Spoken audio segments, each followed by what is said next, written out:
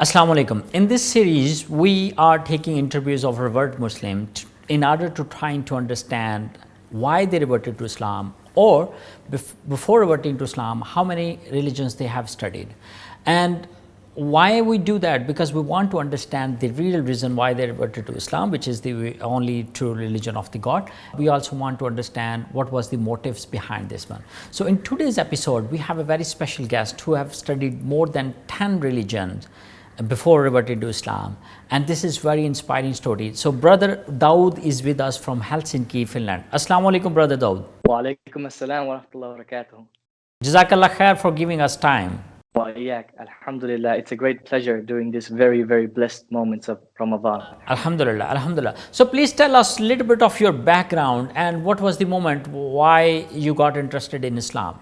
So yes, like you did introduce me, my name is Dawood, but originally, I was named Olavi, a Finnish name, and David is my second name. So that's where Dawood comes from. And alhamdulillah, I cherish all the names. I was born and raised here in Helsinki, Finland, into a Cambodian Vietnamese family. I am turning 27, inshallah. And yes, during the time when my parents came here in Finland, the da'wah from the church was quite strong, and they embraced Christianity. So in a way, I grew up with a Christian faith. Ever since I was young, I wanted to know what is right and what is wrong, what is evil and what is good. And that led me to ultimately search and dig into various different religions and ways of thinking and ideologies. Why you were not satisfied with Christianity? I was not settled with Christianity because of many things pertaining the religion, and there were many contradictions which I could already notice and see even before knowing anything about Islam. It was an unsettling feeling, but I always knew that there's a God. We have a creator, we have a sustainer, and that's for sure. I just need to find what, where, when, like everything about it, him, so I could be in the straight and the truth path. But Christian also believe on God. So what I'm trying to understand the reason why you were not satisfied with Christianity and you went on researching, doing your research about different religion.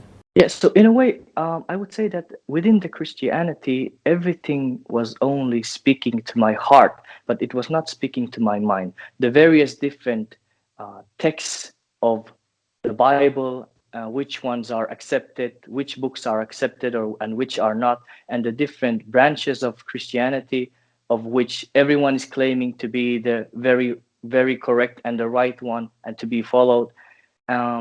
Also, to be honest, the Trinity was always something that made me ponder. Not more so as a Muslim now that I understand the true monotheism of Islam, but still it was somehow unsettling. And yes, like I said, the originality of the biblical texts and the sources were unclear, even from the language of the Bible and so forth. So that set me on a journey to discover different religions. And actually, in the very first, I remember I was at the age of 10 already when I was starting to ask these questions. And I actually finally met Jehovah's Witnesses. They came to my door and they started inviting me to their way. And interestingly enough, according to their creed, in the Lutheran creed, Jesus the Son, God the Father, the Holy Spirit, all of them are united as one. Like 1 + 1 + 1 is still 1. But the Jehovah's Witnesses, for example, for them, the God, Jehovah or Yahweh, is the highest. He is the God. But still, he has a son. And through his son, we need to thank him. And the Holy Spirit, meaning Jibril, is distinguished. And also, I would notice it was very compelling for me to see people who were actually reading the book, following and abiding by it, and there was a very clear brotherhood among them. So it was very compelling, and it made an impress on me. But ultimately, yet again, after turning around 13, being with them 3 4 years, 13, 14, I started having heavy doubts again, heavy doubts once again. And even up until this moment, even though, subhanallah, let me mention this remark, I was living among the Muslims and I was very vocal about my beliefs, and I was actually calling people to believe in God. No one ever did invite me up until the very moment of, may Allah bless this brother, Palestinian brother, who was uh, on the same grade in the same class as me, and he had awakened into Islam. Alhamdulillah. Finally, he came to me and he told me, Olavi, you're a smart guy. I believe in the same prophets as you, but Muhammad sallallahu alaihi wasallam is the final messenger, and I believe in the same book as you, but the Quran is the final revelation to all mankind. So this was kind of a challenge and an invitation, and I was thinking to myself, okay, so far I've been digging into different religions, I've been trying different paths, trying different communities. I would surely know if this is a man-made, forged a lie. And subhanallah, from the very, very, very first video that I watched, I cannot remember, was it from one of these English speaking da'is, um, Yusuf Estes, Khalid Yasin, or Ahmed Didat? May Allah have mercy on him. Either of these three, I watched the video, and as I said in the beginning of this interview, that within Christianity, everything was compelling to my heart and my emotions and feelings. But for the very first time, the video was very compelling to my mind, my reasoning, and my heart. And I noticed this is something special. And that video was related to Islam, right? That was my very first active steps into digging into Islam. Before that, I did not research much about it, and to be honest, even though I was a child, a youth who was quite much away from the media, still I had some negative notions of Islam, like it's a harsh religion. It's the God is very punishing and full of wrath. And unfortunately, my Muslim peers, my Muslim neighbors, um, their behavior didn't help either. But Alhamdulillah, everyone is now grown and they're doing fine and great. I actually made a very clear remark to them, inshallah, which we can talk about later. So, what was the final moment when you took Shahada? Okay, so at the age of 14, I started my journey and I started digging into Islam, watching videos, reading the Quran, asking a lot of questions from the Muslims, and actually, subhanallah, looking more deeper into Christianity and actually accepting some of the traditions and the way of doing of the Muslims, because I realized that, okay, for example, in the Bible, God is asking women to cover up. God is saying that you should not eat pork. Well, the Christians do claim that the New Testament came to overrule the Old Testament, even though Jesus is also saying that he did not come to overrule the old old law. Um, yes, and it was step by step. And sometimes I would have moments of doubt and moments of thinking like, I wish God had created me as a stupid person so that he could not hold me accountable. But ultimately, yes, the more I read, sank into it, finally I realized at the age of 16 that, like, subhanallah, this is the thing that I have been looking all of my life. It was a winter 2016, during December. I don't remember the exact date, but I remember making dua to Allah, to God. I said, "Oh God, if I'm going to the wrong direction, please don't let me. But oh Allah, if I have been wrong all of my life, please forgive me and accept me." I felt as if everything, the burden of anything and everything was thrown away from my shoulders. But Alhamdulillah, since I had a masjid nearby, in the very same town where I live in Malmi, Helsinki, I went there, and I saw there were a lot of people.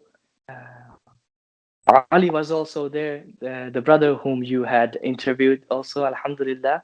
So they asked me, would you like to know something more about Islam? I said, no. Are you ready? I said, yes. I've done my investigation, and I believe in this. And Alhamdulillah, ever since then, 2016 up until now, I've been a Muslim, Alhamdulillah. Alhamdulillah. MashaAllah, Brother Dawood, your story is really inspiring, but here we have to take a short break. We will be back soon. Welcome back. Brother Dawood is with us. So, Brother Dawood, what was your family reaction when you announced that you have reverted to Islam? Subhanallah, this is actually quite very interesting. I was expecting for my mother to be outrageous and disowning me whatsoever, kicking me out of the house, but somehow I was actually trying with a stick. I was trying the ice with a stick. It's a Finnish proverb. And I told my mom, I do not eat pork anymore, and I wanted to see her reaction. And she was like, good. This is the meat that the doctors actually tell people to refrain from the most because it's the worst meat out of all of them. So, your mother said this one. This went very, very easily. And during the next few days, I gathered my courage, and I told my mom, I have become now a Muslim, and I pray 5 times a day. And she told me again, good, my son. If you have found something good in your life, please keep it, but you don't have to share it with me. I was like, whoa. Alhamdulillah. Like, okay, I like the very first part, but the second part, inshallah, we'll work on it. I was thinking in my mind. And yeah, Alhamdulillah, my father just brushed it off with a light laugh, and my siblings, my brother, my sister, they were very accepting. Here in Finland, people are quite free to do whatever they want. In a way, of course, there are societal pressures and different family dynamics, but overall, there's this culture of freedom of choice and so forth. But I think the one who took it the most harshly is my grandma, Alhamdulillah, whom I have here with me in Finland. But yes, she grew to be okay with it. Alhamdulillah. So, family was quite okay, although you feared that your mother reaction will be a little bit hard. So, after reverting to Islam, what did you think that you should do more? For example, like doing more activities or practicing Islam, or learning more about Arabic, for example, or doing more dawah activities. So, what did you feel that you should be doing more? Okay, for me, I'm actually very people's people. I engage and interact with a lot of people ever since I was young. I was a very curious guy. I was a very talkative person, and as I told you that I am very interested in what was wrong and what was right and what is the true way of and the truthfulness. So I was also very active in the student councils, or what do you call them, school boards, ever since I was already at the age of 9. And alhamdulillah, it carried on to my Islam. I joined the masjid activities. We did a lot of volunteering over there, and we formed a youth organization here in Helsinki, alhamdulillah, which is still up and running until this day. We formed it maybe unofficially. It was already established. So, what was the major action you took after reverting to Islam? Whether it was preaching more about Islam, or doing more dawah activities, or learning more about the Arabic, what did you feel that you should do more after reverting to Islam? Since I was always a people's people, and I liked interacting and engaging with people ever since I was very young in my elementary school, I already joined the school board. And alhamdulillah, this carried on to my Islam also. And I could find myself in the masjid activities. We also formed a youth organization, Muslim youth organization here in Helsinki, alhamdulillah, already in 2011 unofficially, and 2012 it went official. With the masjid, alhamdulillah, I was very avid and keen on sharing and spreading Islam, because I felt like this is the very best gift that I have been gifted, and I really want to share it with everyone. I want everyone to be saved, to be to be under the salvation of Allah, and to learn the truth about life. And actually, very interestingly enough, I had this thought in my mind that if someone would know at least what I know, they would for surely accept Islam. And I did not quite understand in the very beginning when people were saying, Olavi, Dawood, you are very blessed. You are chosen by Allah. Every Muslim is chosen by Allah. The guidance comes only from Allah, not from any efforts in the end by this material world, the people and whatever in it. And I could not actually quite grasp this until I started the da'wah activities in the streets, in the social media, and I would see that people would not just accept it just like that, even though they would know as much as I do or even more. So I realized, aha, the guidance truly and truly comes only from Allah. So, is there any special message you want to give related to dawah activities? Because I personally feel what I get from you is that we should all do more dawah activities. Whether you are a reverted Muslim or born Muslim, does not matter. But if you are Muslim, you should do more dawah activities. What do you think about this? The very passage in the Quran where Allah says that who is better than the one who calls upon to the way of their Lord. Subhanallah.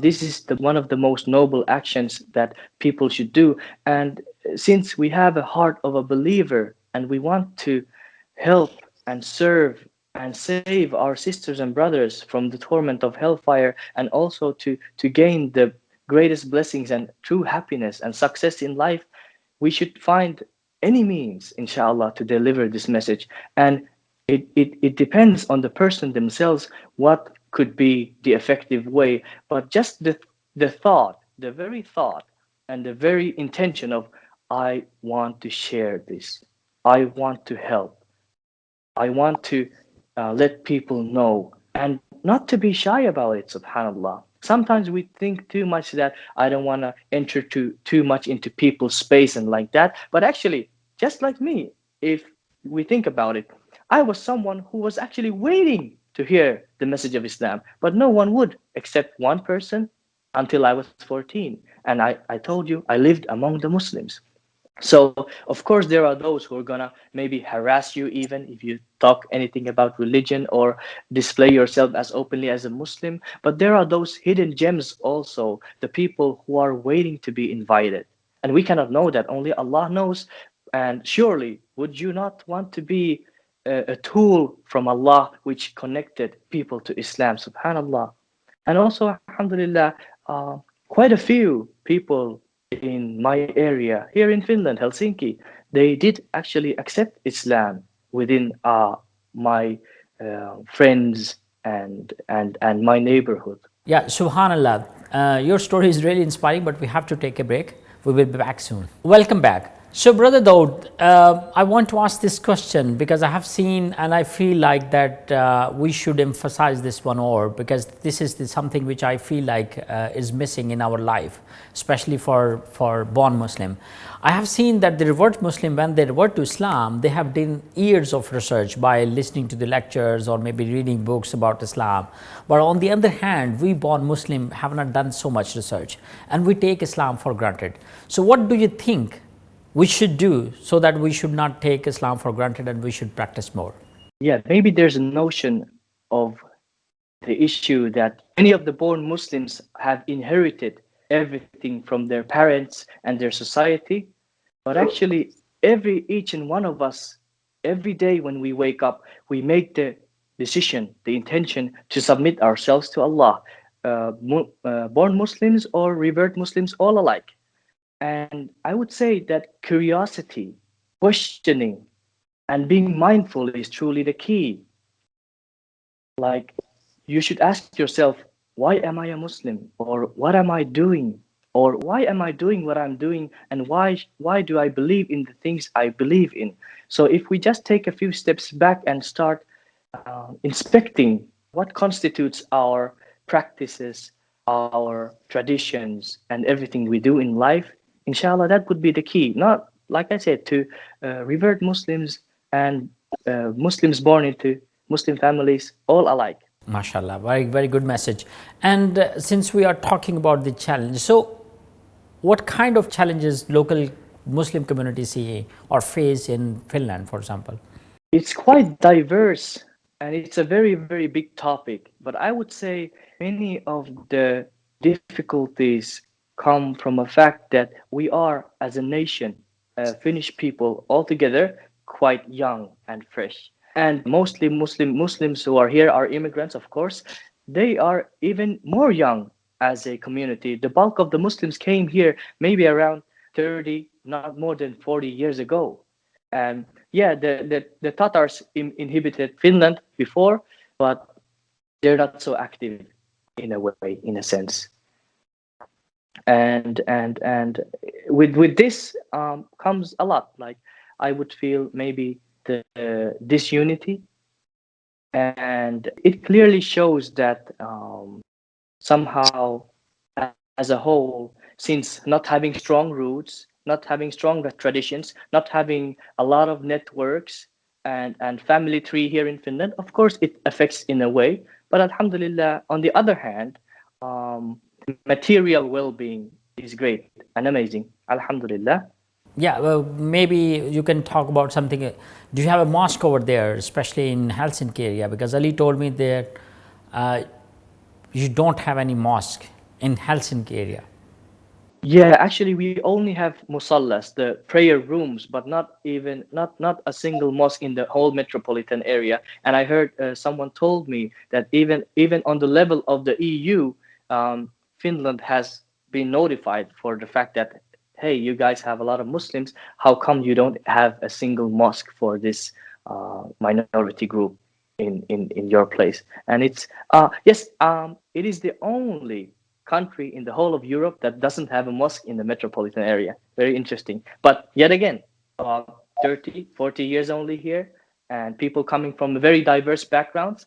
I think this is one of the explaining factors, since other countries have had Muslims for even hundreds of years, many generations. Such as I've heard of maybe some sixth generation of Pakistani people in the UK, for example. How do you see the local Finnish community treat you as a Muslim or treat the Muslim community? Well, ultimately, I could talk very specifically only about my subjective experience.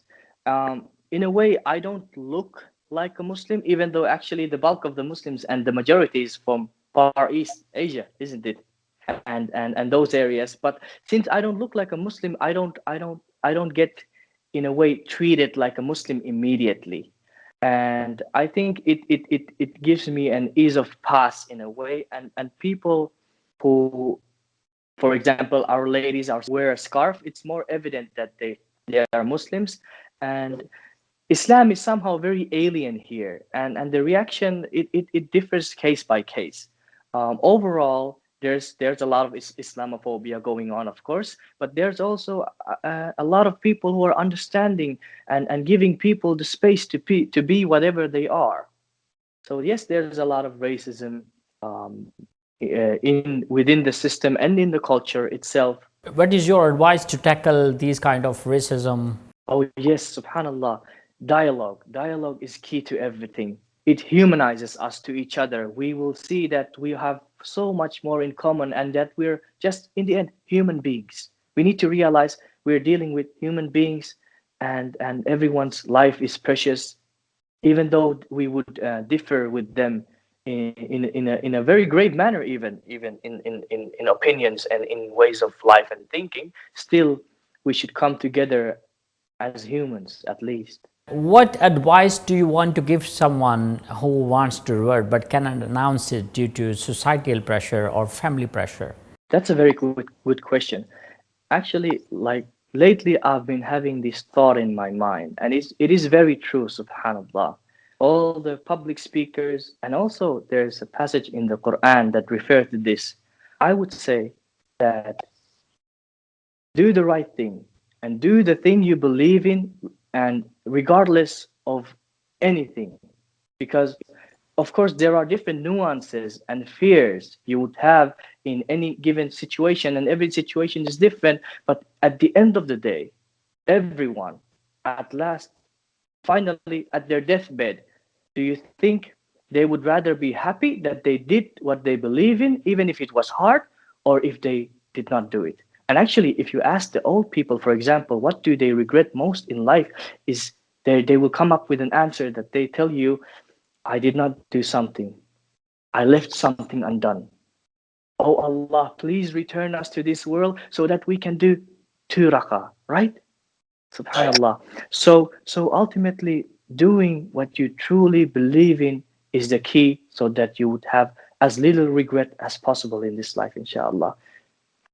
So yes, it might be hard, but may Allah ease for everyone.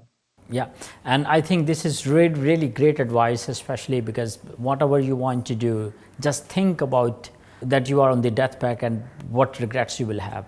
You will probably have the regrets, and I think this is equally valid for born Muslims as well. Not only someone who wants to learn, but someone who is born Muslim but he is not practicing Islam. So this is something equally valid for that person as well. Very, very good advice. Jazakallah khair for sharing that one. Alhamdulillah. Alhamdulillah. So and the last question is, what message do you want to give to your fellow Muslim brothers and sisters in Pakistan or all over the Europe or all over the world, which are seeing your interview?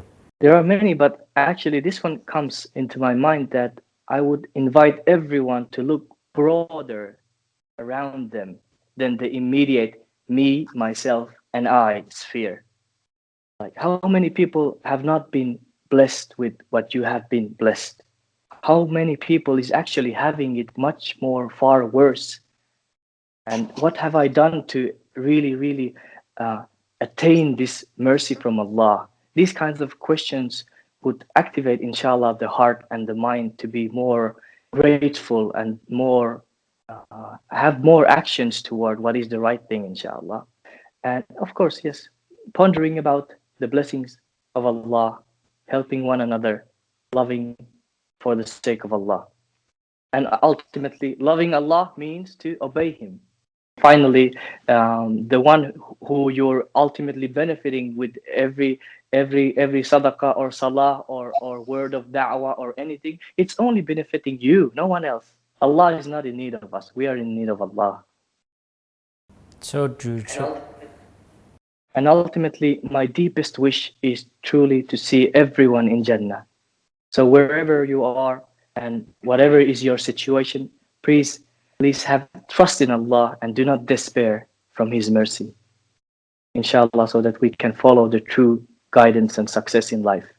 Thank you, Brother Dawood. I really enjoyed your interview, and as I said earlier, I'm going to take some key advices from your interview and will apply in my life immediately, inshallah ta'ala.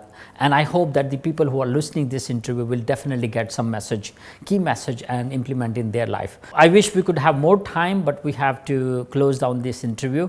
Thank you so much for your time and sharing the inspiring story. Likewise. Thank you. And Thank you for inviting me. I pray to Allah that Allah make more, Allah give you reward for all the dawah activities, whatever you are doing for the Islam and Muslims, and Allah make it more barakah in all of your activities and in your speech and in your message. Jazakallah khair. Once again, Assalamu alaikum wa rahmatullahi wa barakatuh. Wa alaikum assalam wa rahmatullahi wa barakatuh.